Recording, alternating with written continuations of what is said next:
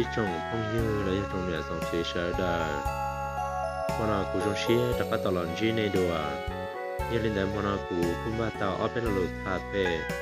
dưới cho lò thả ô xì còn cái lò rễ trong bên trong như là trong nhà chế sở đà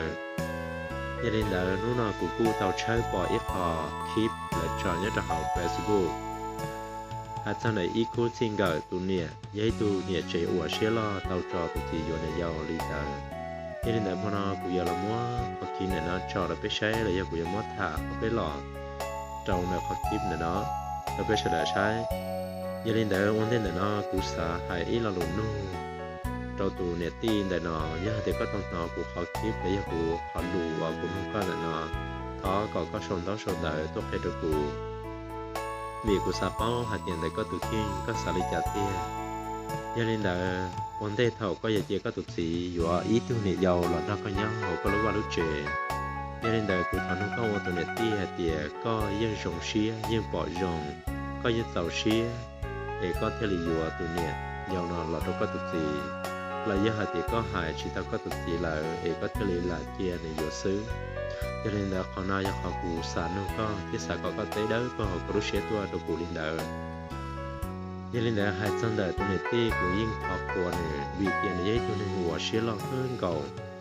và này cụ một phần sự cho tàu này tụt thì vô này giàu là nó này nhỏ là cụ và lúc này xí luôn sự tế sự chờ là nó giá sẽ kẹp của lần này cụ họ của tôi này tin là nó này giấy tôi này hùa mua lúc xé dùng là giờ để xé lo bé mà tí này nhá không thể tế nào giờ rạ gì đâu dù tụt lú là giờ dù tụt gì là giờ dù tụt gì tụt cờ muốn theo đuổi tu là nơi này nhỏ đâu dù nhỏ sợ này dù sát tà li mà cũng năng xé lo dù rạ cái tàu đi nọ giờ chơi chơi làng xứ yên chỉ là mua xếp phục của làng linh đờ giờ linh đờ của chùa nô của này tí linh đờ xứ giờ linh đờ của họ dù là thả cho đờ tụ tí lâu chỉ ta linh đờ trong phong trào như sớ đờ để sẽ hòm luôn chế bỏ dân lịch họ của hải đời nó vì cho họ hạt để bé cho gì nên mà bé bỏ tụi tư rồng câu tụi xài tư gì nhẹ mà bé xá thả xả lú xả dùa tất chỉ cuộc kia trong này số nó số tù là dân hạt để hải cho bé ý trồng không như sợi đời bé giờ chỉ năng sợ bé dọn chờ chống tù con nè thế bé dọn chờ tàu lăng đào tù bầu đi chả là dọn trồng hạt để giờ dù tàu là dù lú tàu dù khử tàu cho nó trật hậu dù mà lấy dù ở giờ hạt tiền dù bỏ lại dù cha là xứ dù xả dù xứ tại sự mà thầu chỉ cho cái cho nhẹ lấy hạt tiền trồng đu là dù giờ tụt gì là giờ dù chỉ để kia lấy hạt tiền chỉ sai dù tàu là nữa mà dù chủ tàu trong xa bé tàu chỉ nên bé nên cháu nhẹ giàu cụ yên bao hạt cho lên đại cụ tụi kia là cụ yên trở giấy tôi nói xa tàu cái chúng tôi linh đạo là sự họ của xe của họ xa hạt địa rồi giờ dù xa tàu xí giờ dù quan trọng dù chỉ dùng gì để hoàn đạo giờ linh đạo tụ con nè từ kia dù dù tới chúng tụ là giờ hạt địa tụ nè chế từ nó lúc xe lo tàu dù để dù cho bé từ quan trọng trong hạt địa tụ đạo giờ tụ nè chế hòa giờ tụ dù lúc nâng là giờ dù sau khi tụi nó cứ họ là giờ tận thế giờ họ dù chẳng trâu dù để dù chỉ họ cái ô xì trâu dù linh đạo giờ linh đạo giờ thầu con ô xì rong lại con lúc này có giật bạc tao tao sẽ giảm một trâu tù của nếp chế của rong sẽ là sẽ đàn đạo giờ linh đạo bây giờ thì nên dù chủ tàu chẳng pha xót xa hạt tiền dù tụi nên lo sẽ rong cái sẽ lo sẽ đào tạo lại để dù đó chỉ là dù chỉ chạy giờ trâu luôn giờ thế nào giờ thế là dùng trái chấp lại ý giờ dù tụi con nè họ giờ dù này dù gì bé giờ việc ti sư do hạt tiền thầu dù trên trai cho bé giả nó là để dù giải quan hình nhỏ lại nhưng dù chỉ trong một gia lại giờ lên đây cho tụi chị năng dân xã thả nông câu chống lên chống tù đã chỉ cuộc hệ bé hạt tiền bé thả suy thả tàu đã chỉ thọ bé dù thọ cọ bé vào trong sai vào trong sửa trò bé mà lấy dù sau khi dù này giao chỉ hạt tiền ít khỏi dùng gì để giá khỏi nhớ chấp lại dù nó dù họ là dân nhua dù nó dù nà lò dân dễ khỏi nhua có dù ý đây trong này giàu là có gì tôi dù ý đây trong này lo thầu có họ dù tôi ý giả trong này lo lại là có gì sự tôi dù cả tôi ý họ trong này giàu mà thế là sĩ họ họ giờ hạt tiền có họ dùa trong có tụi mình này giàu xứ lì có chỉ dùa trong có tụi này lo chỉ có số dùa tàu chỉ lì bé giàu xứ giờ đâu bé giàu một lời chỉ những món lù chỉ trả chỉ kia xứ như dùa chủ chỉ họ giờ lên đời bé giờ chỉ nên bé giờ tàu bảo bé lúc xưa là giờ hạt tiền bé tàu bảo bé sao kiến trời tàu bé thả tàu tất chỉ họ bé giờ dùa là do để tụi con này là giờ hạt tiền dùa là do bé tu niệm mà á nhớ trò bé lúc nên mà bé giờ chủ chẳng pha vì cho họ cho lâu tới ý sự bị cho lâu hạt tiền niệm lo thì là niệm ta chúa niệm giàu chỉ do niệm dân chúa sư niệm lo thì là niệm ta gì niệm giàu chỉ do niệm sĩ nhẹ sư do lên đời giữa chủ tàu chẳng pha họ để nói để chỉ thu xóa giả hòa u hải thằng lần đời này giống một chân vì tiền bé cho chính năng mà bỏ cái tụi rồng câu là vậy tụi con đâu con ruột họ thì rồng câu xứ mà họ xả một thả chắp là đi chỉ thầu hòa ít xe chỉ đang hòa lúc sẽ chỉ đua chỉ thả hết thả kéo chỉ bây giờ vừa lâu chỉ lọt qua bể tôi dù con niệm mình nhọ tàu quá tàu chơi là lâu thòng đời chỉ dụ qua tôi dù lúc này buồn chua cho nên đời lúc nào cụ dù mỗi cho lọt thả thì được bé sớ đời hai tiền bé quan năng nhỏ giờ bé vào thả rồng câu bảo đi trả bé vào bỏ chơi tụ xài rong câu bỏ chơi tụ con đâu con ruột rong câu bỏ đi trả là ròn thì bé chuột thằng tại lúc còn giáo sư bé chỉ cho dùa là do bé tụ nhiệt trẻ bé chỉ cho chùa bé tụ nhiệt lo luôn chia luôn rử cọ quả nửa mót cha khẩu quả nửa giờ thể tòng do thằng nên thằng đại dùng một lời để nửa cú giờ chỉ thì tàu trọc các loại rong để cú lại vì đó khó thì quan hình nhỏ nọ nhưng bắt tí xếp chỉ tàu hạt tiêu tụ nhiệt lo do tụ rong cha tê tu mà tụi này lo tiếng họ chỉ rong chỉ yêu tiếng họ dùa một chỉ tàu dùa tao tụi này giao lọ để cũng họ rong đùa và chỉ quan này nhớ do hạt tiệt họ có sự tự xe do họ giao lợi chỉ có hạt tiệt rong tất chỉ họ có sự tự xe một trong họ và chỉ giao lợi chỉ có dùa kỳ chỉ thằng đấy họ chỉ rong được con cho nên thứ sáng sắp lại dùa trùng chia hạt tiệt dùa đối cho lối gì là do dùa lối này rồi chả bây giờ xin nên bây giờ ổn định bây giờ tự xe bây giờ chủ xa có rồi rong do các tụi con này dân chỉ lúc cứ lúc ti chỉ ta cho vi dân là do hạt tiền dân chìm lòng có hại sao ở đây trả tiền ô sứ do họ nói lại chỉ nhau có dùa là do chỉ một tuổi một kỳ chỉ nhau có dùa để cứ tết ti tết này tết gì rồi dân bỏ trong có dùa lại bé mà đi dùa họ do hạt tiền con tụi nhẹ lo dân vậy tụi nhẹ ta cho lúc cứ lúc ti lúc nên lúc trả thì có thật thà lòng câu có phạt sáng xứ có xài dùa xứ mà họ nói giấy họ dùa thì tôi dùng tàu đùa nữa cho cũng như này nên là bây giờ chủ tàu mò họ nói cho lọ xả thêm mò họ nói cho lọ ý sao kì tàu là do hạt tiền ý sao kì cờ đó biết sợ đời rồi trong tiền tụi năng tư do lại sự cầu lan lại chỉ tụi năng để sợ có dùa tàu là dân chỉ trong bạch trà họ giờ cầu lên bỏ rong lại ý là ở lên chỉ bỏ rong xí có dựa tàu giờ chỉ rong ít 1% là dân nhà xa cho 10% là giờ lên đời bé chợt xí năng bé Lucian trời cái chống tủ giờ chủ tàu trời xứ xóa dùa là giờ tiệt xóa bắt tim bạc nhà liêm lo hại chỉ ta lên đời họ làm đời lại bé chợt xí năng của giờ mót cho là thải ít không mề cho trên là đó bé chợt xí năng tròn trọng hạt tiệt có tụ bao nhiêu giờ có những rút giàu có tụi con này có những khởi tông nó trong hạt dạo chính trái chính khí xả tàu giả từ yên tàu giả ta lại giờ có xả vô lịch tụ có mà lý do ở giờ hạt thì có tụi con này chẳng giỏi nhẹ là chỉ một sự không giải chỉ một hà khó bên thì chỉ một hà giờ lên tới bây giờ chủ tàu bá bùn bây tụi khen chỉ xả xả ta khỏiอยู่đối thực chế con này nhá không thể té nó chỉ dừng dùng chỉ xí xả xí vì đó khó thì có nhiều kia tụ lòng câu và rồi giống câu kia mà mỏ tụt lùa cậu chỉ có đầu xong xứng ta chỉ do hạt thì có chỉ cứ trong nó trọt là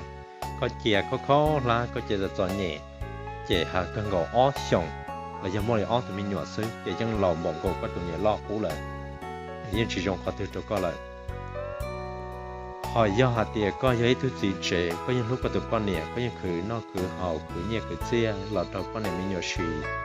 con nè xả tàu lúc có bé kỳ một trà là có những yếu đầu con nè thả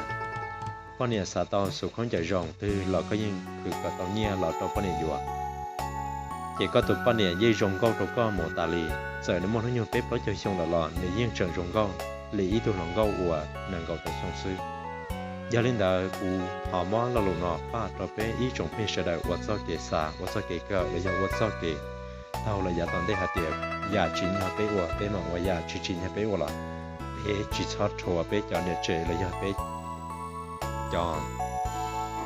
con này mình nhỏ lu chia lông chỉ có vợแล้วchỉ xả cứ nó cứ hậu cho bé giờ lên đó trồngเนี่ยtrồng thị sở lại là giờ trồng phía sau đóคนนั้นกูสาหัสยังยังอีกข้อว่าอย่างว่าตัวเป้ต้องเลยอย่างว่าตัวเป้ก็เชียร์ให้สอนในปีจัดสินเนี่ยยังในเป้พัดสินเนี่ยเป้เรื่องชายตัวเนี่ยยาวมาเป้สาหัสยังในช่องกองเลยยังต้องในเรายังอยู่ตัวป้อนเนี่ยมันเชื่ออยู่จริงยังไงถ้าเชียร์เท่าก็เท่าแค่ไหนก็เกียร์ในเต้โมเจนเขาใหญ่หล่อชิมโมจงนาเขาเป็นหล่อชิมโมทาเขาหล่อที่ชิมโมยังเกิดตรงจงจอcái thằng ta này có在平高，cái有在其中高有在老段，有其中的头部头高把人让人连的钱鸟人就中讲的了。gia đình taอยู่xa cóอยู่tụ bao nhiêu trong câu thế trong tôiอยู่tả lìอยู่ở chủ tàu kia bao nhiêu hoa dạ hoa bao nhiêu nhẹอยู่ở chủ tàu khởi nhẹ khởi chia lấy giờ khởi nó khởi hậu cho bao nhiêu mình nhỏ có tàu lại tàu trở đi lúc chết xa giờ có xa có bao nhiêu trong câu giờ có bên được bao nhiêu thà giờ không giờ chia được bao nhiêu thà giờ khẩu lúc chia được bao nhiêu trâu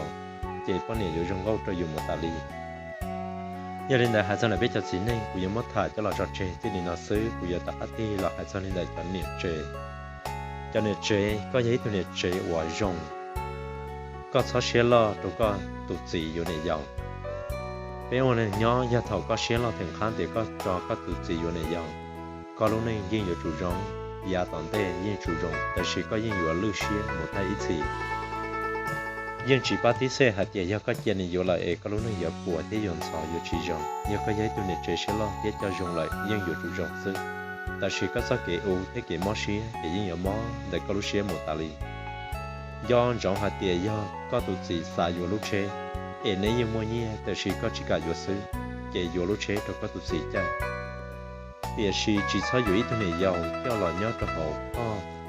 lúc này vì tôi này dòng tới do tôi vô lọ我搞搞了呢，只是好生，有我了我搞搞了呢，我对面你操过呢打理，要呀对个都精彩，那苦么个也注意到，但是还做了都没要，嘛讲话呢就没得做，为点呢要，反正中下点比较是那硬气来点，那就不能有时有一手了，为别去啥搞别毛些了人操些领导，要领导那要点别有人要嘛。nhà này chỉ bây giờ mà bây giờ trồng xe sứ sứ liền nè, tại vì mà bây chỉ bảo hạt tiền toàn tên này à, chủ sĩ đã chỉ liền, chỉ còn đó này giờ cái gì xe lần đầu, này cho họ, còn nhà này hạt tiền này ít trồng này chơi sứ đầu, giờ lên đầu yêu tụt gì, giờ yêu thà lông gấu, giờ yêu đi chơi là cả liền, yêu xe là tàu, ta chỉ lúc xe hàng này giờ yêu ít thôi là nhớ là yêu, mà yêu chủ, sai hè, sai bùn, tiền này của tàu chạy tiền chỉ của tàu mua hết bùn tiền phò liếm lo hại mà lấy tiềnอยู่vì cho khó tiền thôiอยู่tàu này lo lại mà ít xe mà để cô lo dùngอยู่nóอยู่hại nóอยู่khóอยู่kia chỉ trong gọi điอยู่lúcนั้นcô dùngแต่chỉ ít xe chỉ lại lo nóอยู่nhó chỉ lại hạt tiền lần thằng lần nhiều là gì nhó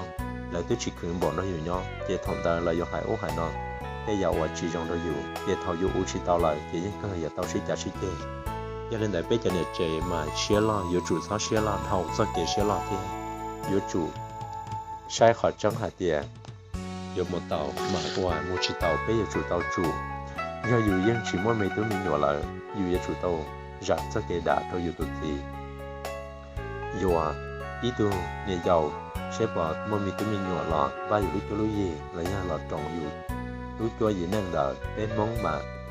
nhớ dù chỉ một tối một kỳ kể nhớ rồi giờ lâu giờ cho nhẹ để món cho kể cho chạy lấy họ tiền po ở kia cho lâu ít sự cho nó cho ô lọ là dân hạ đi đợi giờ lên đợi cụ và thế chơi xía thì cho lùa cụ tao thả ra rồi nó này cụ giờ mà bằng lò lấy họ tiền bằng khỏi rồi chân chân rồi bé số một số đợi là giờ họ tiền lên từ họ xả bao lấy họ tiền xả thả cho kể và món xía là cái cỡ chỉ khóอยู่từ khi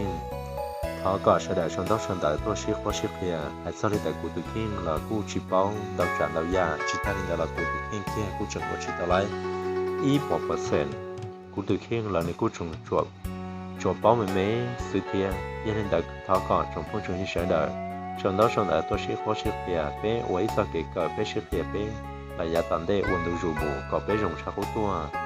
cụ hoàn thế chế xé chế trong lịch chế lấy trong xí chế nhà giờ sáng sau nhà tự kinh là cái giỏ tên nọ họ cũng hay là nó mà nên chế nhà mẹ trong đại nên sẽ là xứ giờ sĩ cụ hoàn thế chế xé chế họ nào giờ nhà ít họ